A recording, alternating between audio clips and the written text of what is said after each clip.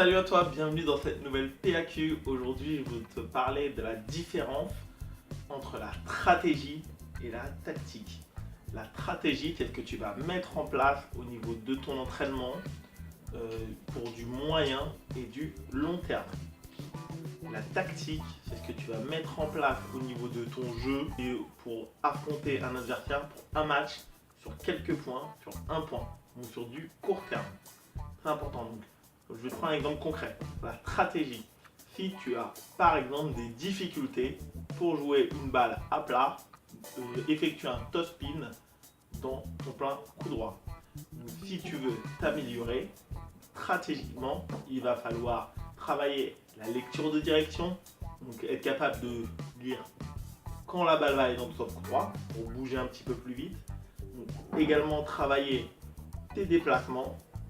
Voilà, donc répéter le déplacement du coup droit vers le revers et du revers vers le coup droit. Et bien évidemment, la technique du top spin coup droit. Donc là, j'ai la main levée, la balle n'est pas coupée. Je suis positionné, équilibré et je déclenche mon top spin. Donc si tu veux améliorer le top spin coup droit sur la balle à plat dans ton plein coup droit, stratégiquement, il faut que tu t'entraînes à travailler. Je suis capable de mieux lire quand la balle va dans mon coup droit et je travaille également les déplacements. Donc, je vais te donner un exemple encore plus concret. Le joueur chinois Zhu Xin, qui utilise une prise porte-plume et qui est gaucher. Donc, si tu ne sais pas c'est quoi une prise porte-plume, je t'ai fait une vidéo sur le sujet, je te mettrai également le lien en description. Jusqu'à ce qu'il arrive en équipe de Chine, donc vraiment à très très haut niveau, il était déjà en équipe de Chine. Il n'utilisait son revers qu'en de très rares occasions. Jusqu'à qu'il y a quelques années où j'ai remarqué qu'il a intégré donc une contre-attaque revers. Donc lui il est gaucher, comme je fais là, une contre-attaque revers.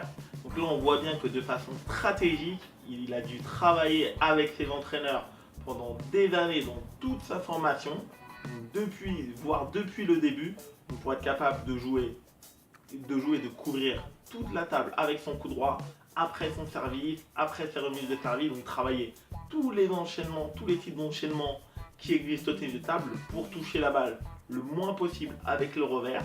Et une fois arrivé déjà au top niveau mondial, juste pour intégrer un seul coup à son jeu, ils ont dû encore travailler donc de façon stratégique, donc sur du long terme, pendant des heures et des heures d'entraînement pour intégrer une seule contre-attaque à son jeu. Donc là on voit bien, voilà, ce sont des décisions qui sont lourdes de sens et qui demandent beaucoup de temps donc pour intégrer donc de façon stratégique. La tactique, c'est tout simplement, donc, comme je t'ai expliqué, donc sur de court terme. Par exemple, tu viens de remarquer que ton adversaire n'aime pas les balles coupées, ton plein coup droit, parce qu'il a du mal, comme je t'ai dit tout à l'heure, à par exemple frotter la balle et à déclencher un top spin.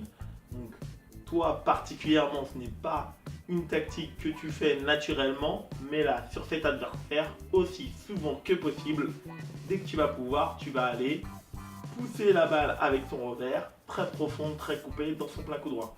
Donc là, ce sera ta tactique, donc sur un point, sur quelques échanges, sur un match.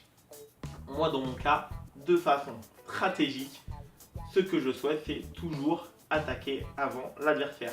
Lorsque le joueur va servir long ou deux rebonds ambulants et que la balle va sortir un petit peu de la table, je vais systématiquement chercher à attaquer avant l'adversaire parce que je sais que de façon naturelle, si mes premières attaques vont sur la table, j'augmente considérablement mes chances de gagner le point à la fin et donc le match, donc peu importe à peu près le déroulé des points et des sets. Et de temps en temps, je vais quand même m'autoriser, toujours dans un esprit de variation et pour le surprendre, une poussette longue, par exemple s'il me sert souvent court, pour le surprendre.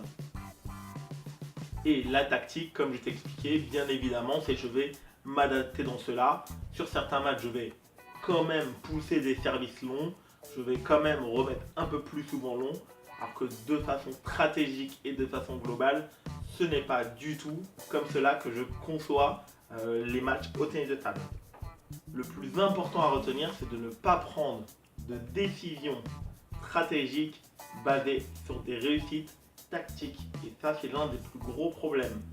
C'est que lorsque tu vas réussir à gagner notamment un adversaire plus fort que toi, à obtenir une performance grâce à de très très bonnes décisions tactiques, tu peux vouloir t'en inspirer pour prendre de réelles décisions stratégiques, donc qui vont avoir un gros impact sur ton jeu, donc sur du long terme.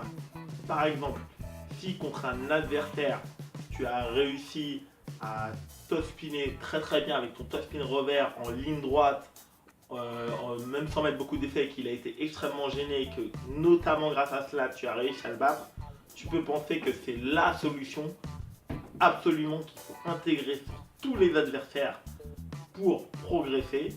Et tu vas vite te rendre compte qu'entre la difficulté technique à répéter plus les autres fois où les adversaires ils vont mieux réagir que ton adversaire qui est en face de toi, ça va grandement compliquer ta tâche. Donc très très important, et essaye de réfléchir à ça. Ne prends pas de décisions stratégiques donc, qui vont influencer ton jeu sur le long terme par rapport à des réussites tactiques, même si on peut parfois s'en inspirer.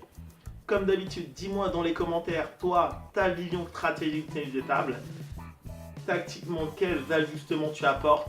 Abonne-toi si ce n'est pas encore fait. Mets-moi un énorme like si cette vidéo t'a aidé. Je te souhaite un très très bon entraînement. Et je te dis à bientôt pour une nouvelle vidéo.